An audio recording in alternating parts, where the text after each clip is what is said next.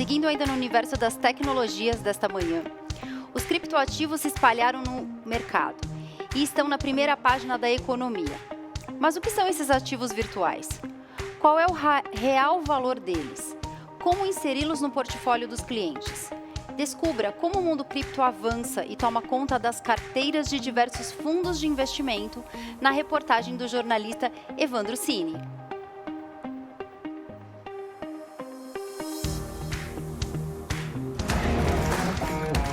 É uma avalanche de operações financeiras em tempo real. Cada bola dessa que cai na blockchain representa uma transação. Transferências milionárias se convertermos em dólar ou real. A gente vem vendo que exponencialmente o número de contas abertas vem aumentando e o interesse por este novo setor, que a gente já não considera tão novo, vem crescendo muito nesses últimos anos. Só na Associação Brasileira de Criptoeconomia são 10 milhões de contas cadastradas. Esses números se refletem também nos levantamentos da Receita Federal. No último ano, contribuintes brasileiros comunicaram um total de 200 bilhões de reais em operações com moedas digitais, o dobro do contabilizado no ano anterior. O valor equivale ainda a 2,5 vezes o total de 79 bilhões de reais acumulados no programa do Tesouro Direto, do governo federal em 2021. Isso sem falar nos outros ativos digitais menos populares aos olhos dos investidores, como a NFT, Non-Fungible Token, e as finanças descentralizadas, que são projetos, serviços ou produtos que rodam em um sistema de blockchain. Quando a gente começou esse projeto um pouco mais de 5 anos atrás, era palavrão. Você falar de cripto, assim, principalmente quando você falava com os family offices, outros fundos, você falava assim, são malucos, né? Então, você vê como o mindset, né, principalmente dos institucionais, mudou bastante com a entrada, a maturação do mercado que aconteceu nesses últimos anos. Mas esse crescimento, com criptoativos ocupando cada vez mais espaço no portfólio de aplicações financeiras, fez surgir uma dúvida. Cripto pode ser considerada uma nova classe de ativos? Boa pergunta. Não necessariamente. Acho que e também a gente não pode considerar que o criptoativo é uma única classe, né? Porque ele é uma representação digital de outros ativos, ou ele pode ser também um ativo que existe por si mesmo, né? Com sua própria unidade de valor. Se a gente tiver um criptoativo associado a um valor mobiliário, ele pode ser uma classe de ativo. Quando a gente começou, a gente tinha um grande ponto de interrogação. Será que vai ser ou não vai ser? Hoje, eu tenho certeza que ela já virou uma classe de ativo. Ela já tem tamanho suficiente para esses players internacionais grandes entrarem. Axel é CEO de uma das principais gestoras de fundos em criptoativos do país. Uma modalidade que atrai quem quer cripto, mas não quer operar na moeda. No fundo, você está delegando isso para uma pessoa que um grupo de pessoas está 100% focado nesse negócio e já teve a experiência de não cair nesses protocolos fraudulentos, sabem fazer a custódia da forma correta. Custódia, a palavra que se tornou o principal desafio quando olhamos para fundos de investimentos em ativos digitais. A gente não pode ter fundos que tenham ativos como cripto. Então, a gente já não poderia fazer custódia aqui no Brasil. Isso acontece porque o Brasil ainda não tem uma norma que, entre outras coisas, regule a atividade de custódia de ativos digitais aqui dentro. Esse avanço depende de um projeto de lei aprovado no Senado e em análise na Câmara. A ideia é que esse mercado seja regulado pelo Banco Central, o que garantiria mais segurança aos investidores e a possibilidade de empresas ou exchanges instaladas no país oferecerem a custódia de criptoativos. Dentro desse cenário, os fundos de investimento necessariamente precisam adquirir esses ativos no exterior. Então, se acontecer algo com esses ativos, não tem um acesso tão fácil como se teria se esses ativos estivessem aqui custodiados em uma entidade brasileira. Essas incertezas aumentam os desafios de bancos e empresas que abriram espaço para clientes que queiram investir em criptoativos. O André Portilho é chefe da área de ativos digitais do BTG Pactual e explica o que muda na hora de analisar o portfólio. O quão mais tiver gente usando aquela rede mais você vai ter demanda por aquele token para você pagar pelo uso da rede, para você gerar o mecanismo de incentivo, e dependendo de como for a regra de emissão daqueles tokens, você vai ter ali o lado de uso, que é o lado da demanda, e o lado de emissão, que é o lado da oferta, e em cima disso você vai fazer a tua análise, simples assim. No fim das contas, a evolução digital não muda uma regra bem tradicional do mercado de investimentos. Quem quer investir nunca deve apostar tudo em um único ativo. Essa foi a estratégia que o Felipe adotou para diversificar o portfólio com ações e criptomoedas. Cripto, eu acredito que tem um potencial absurdamente maior do que o mercado tradicional, na minha opinião, mas isso não tira o fato de haver uma necessidade de diversificar o portfólio e deixar uma fatia considerável em bens e serviços, ou seja, em ações, e deixar uma fatia considerável no mais conservador possível, que é o tesouro mesmo, tesouro direto, uma Selic, né? um CDB, que são coisas que já são muito tradicionais e que uma coisa serve para compensar a outra, né?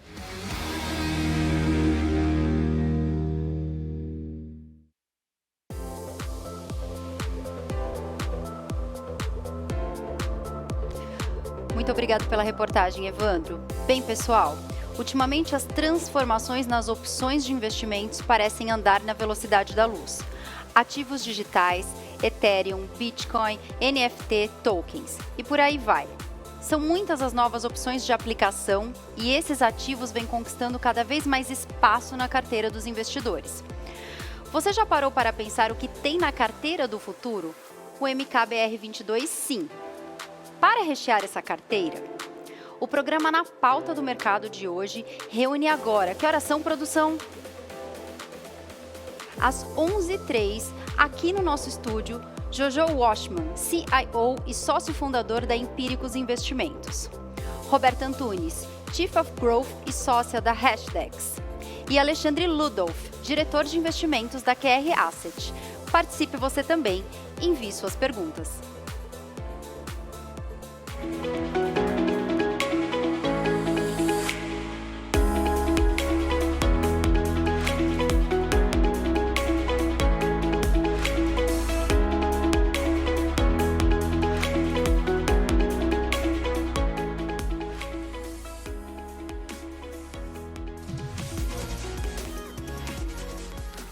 Olá pessoal, bem-vindos ao nosso painel, onde a gente vai discutir a carteira do futuro, o que tem aí de investimentos nesse universo todo. Eu vou fazer minha audiodescrição e depois eu vou convidar a Roberta e o Alexandre a fazerem a deles. Eu sou homem, tenho pele clara, tenho cabelo curto grisalho, também tenho barba grisalha, eu estou de terno azul, marinho e estou vestindo uma camisa azul clara sem gravata. Roberta. Oi, boa tarde. Bom dia, pessoal. Eu sou uma mulher de pele clara, cabelo castanho, longo. Estou vestindo uma blusa cinza de manga comprida e uma saia preta e branca. Alexandre. Bom dia, Jojo. Bom dia, Roberta. Meu nome é Alexandre Ludolf, sou diretor de investimento da QR Asset. Eu tenho cabelo curto, castanho, uso barba também, castanha, ficando grisalha. E hoje eu estou vestindo uma camisa azul quadriculada social. Bom dia. Bom, obrigado a vocês dois pela participação e também obrigado a B3 e a Ambima por nos convidar para participar desse painel. Bom, apresentações feitas, a gente tem uma série de perguntas que a gente já discutiu aqui de antemão para direcionar a nossa conversa. Eu também vou receber as perguntas que vocês fizerem através do QR Code ao longo do tempo. Então, vamos ver se a gente consegue endereçar todas elas. Eu vou começar pela Roberta, mas eu acho que o Ludolf vai querer tocar nesse assunto também. O que levou a gestora, a Hashdex, no caso, a se especializar em ativos digitais e por que o interesse nesse mercado específico? Legal, essa é uma ótima pergunta que, na verdade, é o motivo pelo qual a Hashdex foi criada, Jojo. Desde o início, assim, a gente acredita muito no futuro da tecnologia blockchain, que a blockchain vai impactar várias indústrias, né? E por isso as criptos têm um grande potencial de valorização. Mas, assim, naquela época ali, 2017, 2018, o acesso a essa classe de ativo era muito complicada. Então, a Hashdex veio resolver um problema dos próprios sócios, né? De como é que você investe nesse mercado de maneira segura e regulada. A gente tinha muito a ideia de que, numa classe tão nova de ativos, né, escolher quais são os ativos vencedores é meio arriscado, né? Pegando aí o exemplo da internet, se a gente fosse investir na internet lá atrás, muito dificilmente a gente teria acertado os cavalos campeões. Então, a gente veio, a gestora já nasceu com essa ideia de investimento diversificado em cripto, por isso acabou desenvolvendo o NCI, e dessa demanda de como é que a gente consegue investir nessa nova tecnologia, aproveitar desse crescimento, desse grande potencial de crescimento, sem ter que se submeter a riscos, mercados não regulados, a estar envolvido em projetos que a gente não queria estar participando. Boa. E vocês, Ludolf, na QR, como é que foi a visão de vocês? Eu acho que vai muito na linha do que a Roberta comentou. A oportunidade existia, a gente viu esse mercado amadurecendo muito a partir de 2009, passou 5 anos aí sem uma solidez institucional, mas a maturidade do mercado, sem dúvida, viabilizou. Claro, um pouco de clareza regulatória, a necessidade de fazer essa ponte do mercado tradicional para o mercado digital, isso aí existia uma oportunidade. E na forma como a gente vê o poder transformacional de cripto, democratizar e trazer acesso de forma regulada, forma justa, forma correta, é muito importante. Essa, sem dúvida, foi a grande motivação. Boa. Bom, indo agora para os desafios, né? Quer dizer, o interesse é esse, né? Mas botar de pé parece ser bem mais complicado, né? Como vocês veem, quais são os principais desafios para o gestor de recursos, né, nesse mercado, que é um mercado novo, muitas vezes ainda sem a legislação correta, né? E como é que vocês comparam os desafios quando as empresas começaram, né, há 5, 6 anos atrás e hoje, né? O que a gente evoluiu de lá para cá? Bom, eu acho que o mercado em si ele evoluiu muito, principalmente quando a gente fala em prevenção à lavagem de dinheiro, né, a prevenção de negociações ilícitas, né? Hoje existe um consenso sobre melhores práticas, o que cada país deve usar para garantir, como norma, para evitar que ações próximas a crimes. Então, existe assim, muita evolução e, por causa da própria natureza da tecnologia blockchain, é muito transparente a operação, né? Então, assim, toda a parte que antigamente era muito problemática sobre a organização criminosa, eu acho que teve um grande avanço, isso dá muito mais tranquilidade para a gente. A parte que eu diria que ainda requer muito cuidado, né, comparado ao mercado financeiro tradicional, é a questão da custódia, né? A questão, os ativos digitais, eles requerem uma custódia um pouco mais, exigem mais cuidado, né? mais segurança, processos, tecnologia. Então, hoje, a gente não faz de maneira nenhuma custódia com um custodiante. Né? Essa custódia, de maneira geral, ela é diversificada em diferentes geografias, com um sistema muito robusto de segurança. A Hashdex, no caso, assim, desenvolveu alguns sistemas proprietários, inclusive que conseguem verificar on-chain a custódia dos ativos, se batem com o da própria blockchain. Então, eu diria que o maior desafio, a maior oportunidade ainda para simplificar está nessa questão da custódia, mas muita coisa já evoluiu e quando eu olho assim, de 2018 para cá, vejo um grande avanço aí na própria exposição ao ativo. Boa. Ludolf, a Roberta acabou entrando, juntando a minha próxima pergunta, então eu vou juntar os dois assuntos para você e perguntar o seguinte, quer dizer, nessa comparação de ativos tradicionais com ativos digitais, né? A Roberta comentou de custódia, né? A gente está avançando aí com a autorregulação aqui dentro do ambiente da Ambima, né? Em breve estamos todos participando desse processo. Mas como é que você vê esse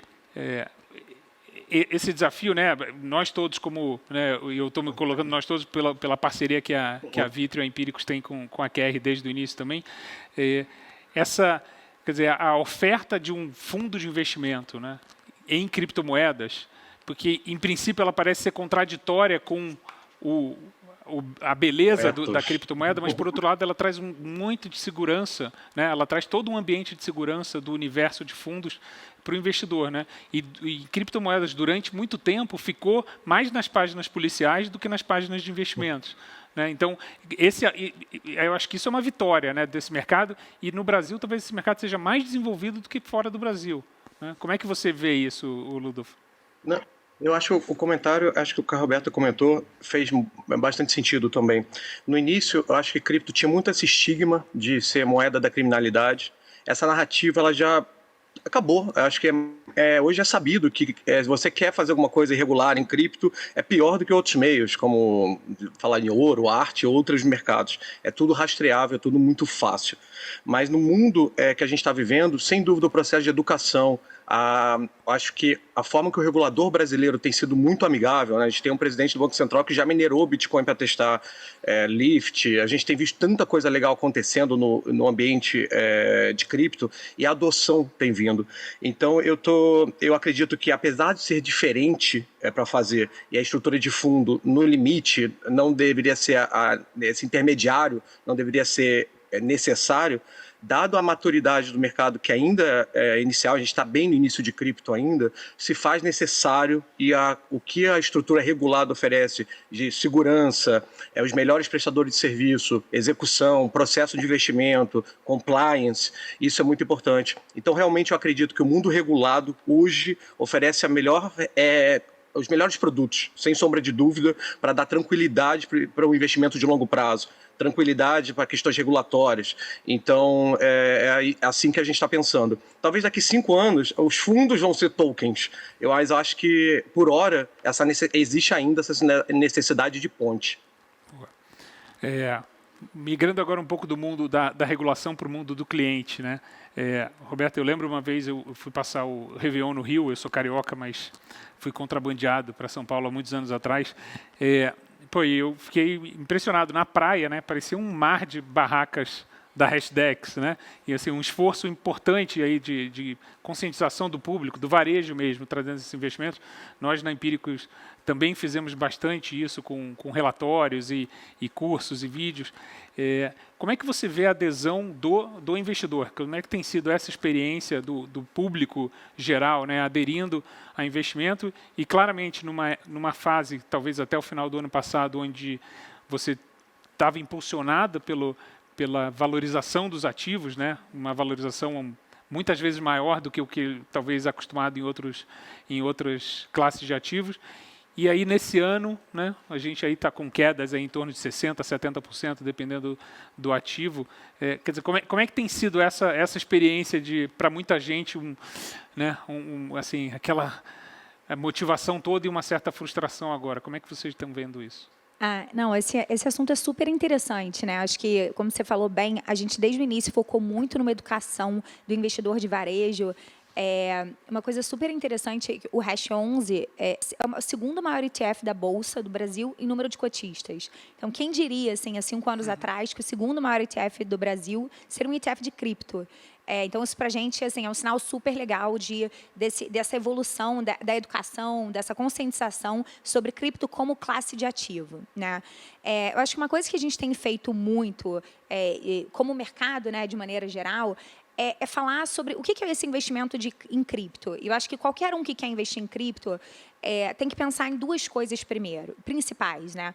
Um é quanto tempo qual é o seu horizonte de investimento, e a verdade é que se você pensa em investir em cripto e você vai precisar desse dinheiro para daqui a 3 a 6 meses, a nossa recomendação é assim, não entre em cripto, né? Quando você investe em cripto, é uma visão de um horizonte maior, um longo prazo, é uma tecnologia que está muito no início, então ela tende a ser muito volátil, mas de maneira geral, quando você consegue olhar numa janela, num horizonte de tempo maior, você tem um potencial de grandes ganhos. Então, a primeira coisa é prazo de investimento. E a segunda coisa é tamanho da alocação, né? A gente fala muito sobre diversificação de portfólio, e cripto não é para você colocar todo o seu patrimônio, né? Para você fazer aquela alocação que te deixe confortável, que se cair 60%, 70%, você ainda consegue manter os 3 a 5 anos. Então, assim, de maneira geral, é óbvio que a gente não gosta de ver cripto, né, caindo, mas quem já está nessa indústria há muito tempo sabe que é parte do processo, né? Sabe que é parte de qualquer inovação, né? Desse caminho de maturação de uma classe de ativo. Então, a gente fica feliz de ver que, de maneira geral, os investidores estão entendendo, tá? E mantendo essa visão de longo prazo. Assim, a gente continuam investidos em cripto e acreditando nesse longo prazo. Eu acho que essa é o resultado mais positivo para a gente, é a melhor métrica para mostrar que a comunicação tem sido feita de forma eficiente. Muito bom. Ludolf, ainda nesse assunto de mercado, né? Quer dizer, no começo existia a tese, né, mágica de que as criptomoedas seriam descorrelacionadas de todos os outros ativos e, portanto, seriam assim a salvação de todos os portfólios, né? O toque de mágica que podia acontecer ali. E o que a gente veio vendo à medida que criptomoedas vão virando mainstream, né, vão entrando, você está tendo adesão de clientes institucionais e do público em geral, está ficando cada vez mais mainstream mesmo, até correlacionado com outros ativos e agora com todo esse ciclo de alta de juros. Talvez essa seja uma boa explicação para o resultado negativo no ano, né, dos principais ativos. Ontem, alta de juros nos Estados Unidos, instantaneamente você via o preço das principais criptomoedas sofrendo ali. Como é que você vê essa maturidade de criptoativos dentro de uma carteira de investimentos e aí também fazendo um gancho, como é que vocês escolhem, né? Como é que fala um pouco do processo de investimento, assim, para que a gente está acostumado com o processo de investimento tradicional, de ações, mas como é que é para criptomoedas? Vamos lá. Duas perguntas bem interessantes. A primeira é sobre a volatilidade e correlação. É curioso, a gente em cripto estava nos últimos 5 anos pedindo a adoção institucional, vendendo, educando, e ela veio. Mas no momento de queda, o que está percebendo a gente está num momento bastante atípico de mercado, cenário, situação geopolítica, situação inflacionária mundial está muito difícil. E poucas vezes na história a gente vê Fed subindo 75 pontos com o Selic estável, digamos assim. E nesse ponto, o cripto está sofrendo um pouco adicionalmente. Por quê? Porque é líquido com preço, com transparência de preço, com liquidez e com facilidade de acesso. Então, muitas vezes, eu acho que por ser líquido, está com a correlação maior nesse momento de queda. Dado que eu não entendo tanto, dado que talvez o horizonte de investimento não fosse tão longo, eu preciso diminuir meu risco, eu estou vendendo cripto. Mas eu acredito muito na descorrelação de cripto como tecnologia. É uma tecnologia de fato correlacionada, que, por exemplo, no caso do Bitcoin, tem uma política monetária endógena, uma política monetária própria que não pode ser mudada. Isso, em países que passaram por problemas, vamos falar numa Argentina, os irmãos primos aqui, uma própria Turquia, agora que está passando problemas cambiais, a gente vê muito mérito e muito sentido. Mas, por outro lado, nem todo projeto de cripto é igual. Você avaliar um projeto de infraestrutura de rede, por exemplo, um próprio Bitcoin, um próprio Ether da rede Ethereum, é diferente. Isso aí a gente está falando de adoção, oferta e demanda, adoção em massa. Mas quando a gente vai para o topo da pirâmide, a gente vai falar uma aplicação descentralizada, a gente está falando que é um projeto de tecnologia. Ela se chama Decentralized Application, mas no fundo é uma aplicação descentralizada. Então a forma de avaliar cada projeto, dependendo de onde ele é um projeto de escalabilidade, é um projeto de infraestrutura, é uma aplicação final, quer dizer, é um aplicativo da internet 3.0, vamos dizer assim. Então esse tipo de visão, esse tipo de análise, é uma das coisas que a gente mais preza no nosso processo de investimento. Então, quando a gente vai escolher, falando de construção de portfólio na ótica de gestão ativa, escolher os bons projetos, o arcabouço o projeto possui utilidade. A gente vê razão desse projeto existir, ele vai estar aqui daqui 10 anos, mas isso não é suficiente, porque no ambiente regulado, a gente tem que ser preocupado com o que a gente coloca. Eu não posso estar financiando o terrorismo, eu não posso, questão de OFAC, eu tenho que fazer prevenção lavagem de dinheiro e tudo isso. Então, o primeiro filtro de construção de portfólio, sem dúvida, é limitar aos projetos que são investíveis, que tem boas custódias, formas de guardar esses projetos e lugares para negociar, vamos dizer, exchanges, que são também sólidas e reguladas. Eu acho que essa é a primeira parcela. Eu acho que quando a gente junta a escolher projetos com utilidade, com a análise correta aonde esse projeto está. Você analisar um projeto de infraestrutura, está falando do efeito de rede. Você analisar uma aplicação descentralizada, a gente usa um arcabouço muito mais próximo do que seria avaliar uma empresa tradicional. Ela tem usuários, ela tem receita, ela tem geração de caixa. Então, é muito dessa forma que a gente opera. Roberto, se você quiser complementar, entrou agora uma pergunta do Breno Damasceno, que é justamente sobre esses pontos, né? Quais os critérios mais importantes para se analisar um novo projeto hoje em dia, visto que atualmente a grande maioria das novas criptos visam praticamente o mesmo objetivo, escalabilidade, uso real, basicamente uma fórmula pronta do que chamamos popularmente como genérico Ethereum Killer, né? Mas, de fato, hoje são milhares de projetos, né, que são analisados, né? Não sei se você quer completar de alguma forma. Eu concordo bastante com o que o Ludolfo falou. Assim, a primeira coisa que a gente faz são filtros de governança, né? A gente precisa garantir que os ativos, qualquer ativo que a gente pense em investir, independente de qualquer coisa, eles sejam líquidos, né? Ele tenha liquidez para a gente não fique preso no mercado, que sejam projetos precisam ser tradeados em exchanges reguladas, né? Porque a Hashdex é uma empresa regulada, então a gente precisa passar por KYC, né? Tem que passar por esse filtro, essas exigências. Ele precisa ser negociado em algumas bolsas para garantir essa liquidez. Então, a gente aplica esses filtros que praticamente garantem que esses ativos têm uma boa governança. E aí, dentro de cada produto, ele vai ter uma estratégia. O nosso produto do Hash 11, que é o NCI, ele é um índice, tá? Que ele é como se fosse o large cap do mercado de cripto. Então, dado que todos aqueles ativos ali, eles seguem as regras de governança, qual o peso que eles têm dentro do índice, ele é de acordo com o mercado, tá? Para você ter sempre uma exposição no mercado como um todo, como uma hard cap. Depois disso, a gente tem alguns produtos que eles são temáticos, né, de tese. Depois do large cap, a gente tem de DeFi, de Web3, de metaverso, que são baseados em tese para o investidor que tem uma tese específica. E, recentemente, a gente lançou também alguns fundos ativos. E, nesses fundos ativos, e aí a ideia, inclusive, é bater o próprio NCI. Investe nos ETFs da Hashdex, então ele é uma gestão discricionária que, de maneira geral, ela visa bater o risco ali do NCI, mas com discricionária do gestor.